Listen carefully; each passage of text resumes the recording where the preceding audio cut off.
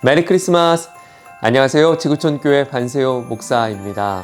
제법 날씨가 많이 쌀쌀해졌어요. 여러분 감기 조심하시고요. 오늘도 예수님 안에서 복된 하루 살아가기를 축복합니다. 크리스마스 12일 성경 읽기 2일차입니다. 오늘은 메시아가 태어나게 될 아주 중요한 단서들을 가깝게 살펴보게 될 텐데요. 구약의 성경의 많은 예언서들, 특별히 역사서 가운데서도 하나님은 메시아가 누구인가, 메시아가 누구여야 되는가 명확하게 설명했어요. 세 가지를 설명했는데요. 첫 번째는 아브라함의 후손이어야 되고, 두 번째는 아브라함의 아들 이삭, 이삭의 아들 야곱, 야곱의 아들들 중에 유다 지파의 후손이어야 되고, 그리고 유다 지파의 많은 후손들 가운데 특별히 다윗 왕위를 이어가는 다윗 왕가의 후손이어야 된다. 이 세 가지를 성경은 말씀하고 있고요. 이 말씀이 놀랍게 예수 그리스도 안에서 성취되는 것을 우리는 보게 됩니다. 우리 한 구절씩 살펴보죠. 창세기 12장 3절입니다. 먼저 아브라함을 향한 축복의 선언입니다. 너를 축복하는 사람에게는 내가 복을 베풀고 너를 저주하는 사람에게는 내가 저주를 내릴 것이다. 땅에 사는 모든 민족이 너로 말미암아 복을 받을 것이다. 아브라함을 통해서 복을 받게 될 것이다. 다시 말하면 아브라함 안에 속한 자들이 바로 복이 될 것이다 라고 약속하셨어요. 그래서 구약의 백성들은 아브라함에게 속한 자인가 아브라함에게 속하지 않은 자인가를 아주 중요하게 다뤘던 것이죠. 창세기 22장 18절에도 이렇게 말합니다. 내가 나에게 복종하였으니 모든 민족이 내 자손의 덕을 입어서 복을 받게 될 것입니다. 내 자손의 덕을 입어서. 누가요? 세상 모든 민족이.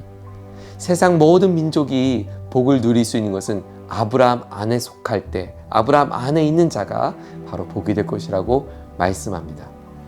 마태복음 1장 1절은 예수님에 관한 설명을 시작하면서 이렇게 시작합니다. 아브라함의 자손이요 다윗의 자손인 예수 그리스도의 계보는 이러하다.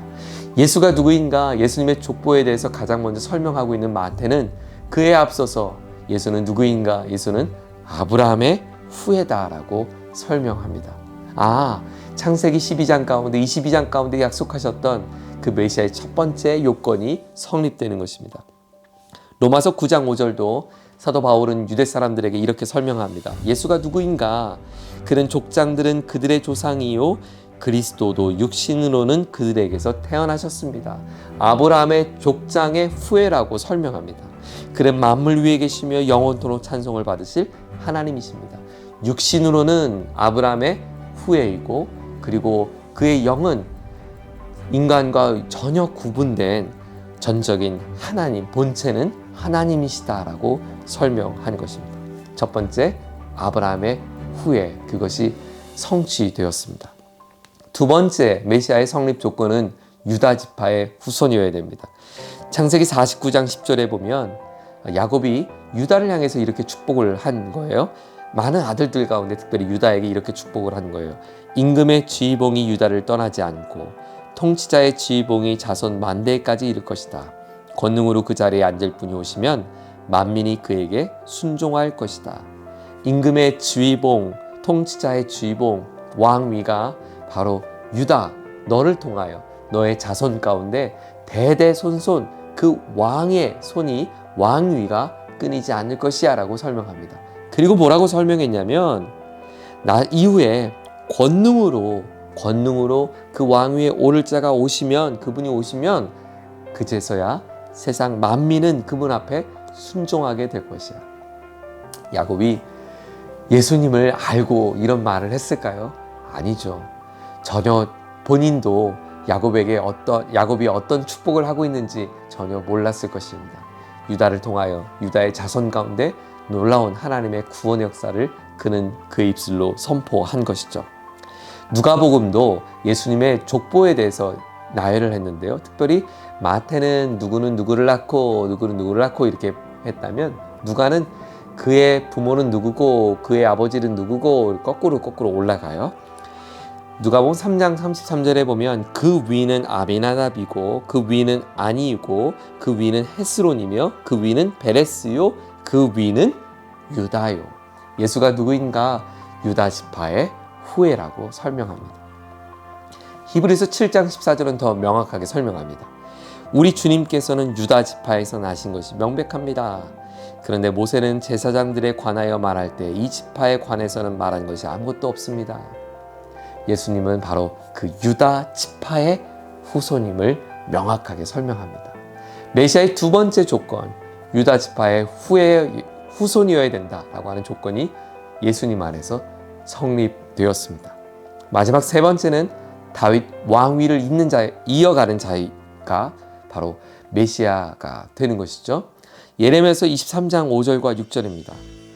내가 다윗에게서 의로운 가지가 하나 돋아나게 할 그날이 오고 있다. 나 주의 말이다. 그는 왕이 되어 슬기롭게 통치하면서 세상의 공평과 정의를 실현할 것이다. 그때가 오면 유다가 구원을 받을 것이며 이스라엘이 안전한 거처가 될 것이다. 사람들이 그 이름을 주님은 우리의 구원이시다라고 부를 것이다. 나라를 잃어버렸습니다. 북이스라엘이 아수르에게 망하고 남유다 역시도 바벨론에 의해서 나라는 잃어버렸습니다. 그리고 바벨론의 포로가 되죠. 이 상황 가운데 나라가 다 잃어버리고 왕들을 다 잃어버린 이 상황 가운데 하나님은 예레미야 입술을 통하여 새로운 언약을 주십니다. 그 새 언약은 뭐냐면 다윗의 왕위를 잇는 새로운 의로운 가지를 돋아나게 할 것이다. 새로운 메시아를 보내줄 것이다. 구원자를 보내주실 것이다. 그가 오면 유다를 구원할 것이며 이스라엘이 안전한 거처가 되게 할 것이며 사람들은 그제서야 그가 구원자임을 알게 될 것이다 라고 약속하십니다.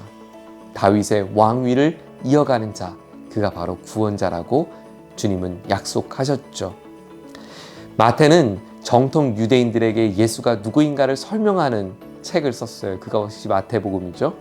예수가 누구인가를 설명하면서 예수님의 족보에 대해서 언급했는데 앞서 아브라함의 후예인 것을 설명했을 뿐만 아니라 1장 1절에 보면 다윗의 자손인 예수 그리스도의 계보는 이러하다.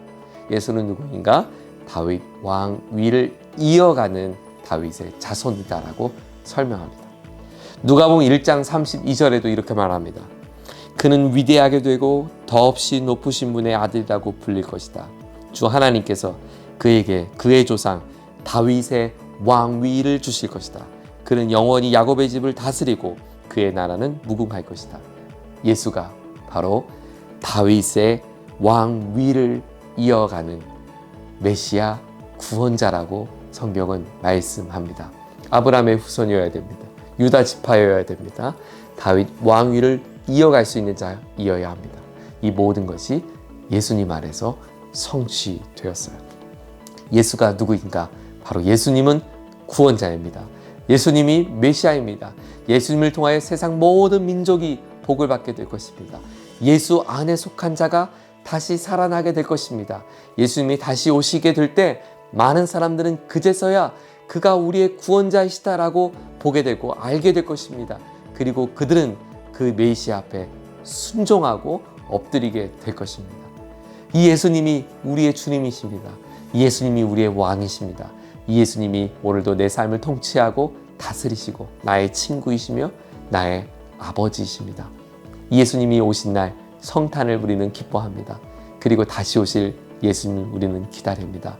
오늘 하루도 예수님 안에서 예수님을 통하여 예수님을 위하여 이 하루를 아름답게 풍성한 삶을 살아갈 수 있는 저와 여러분 되기를 축복합니다.